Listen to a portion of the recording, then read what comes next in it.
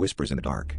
I always thought the strangest part of growing up in a sleepy cul-de-sac was how quiet it got after dark, but last night the silence felt thicker, like it was holding its breath, waiting for something. I was scrolling through my phone in the living room when a small, unfamiliar voice whispered from behind the couch, "Do you want to play hide and seek with me and Milo?"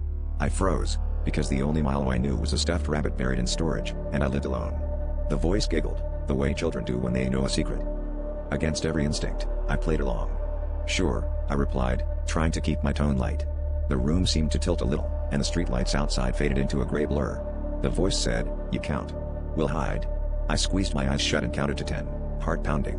When I opened them, the clock had jumped ahead by an hour, and a wet trail of footprints led from the kitchen to the basement door, which now hung open.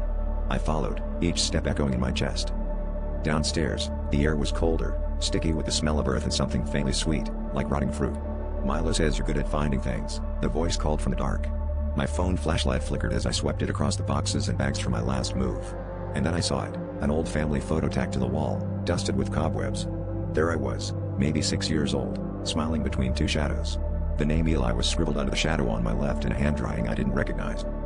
Suddenly, whispers filled the basement, too many voices to count. "You forgot us," they hissed. "You promised you'd play."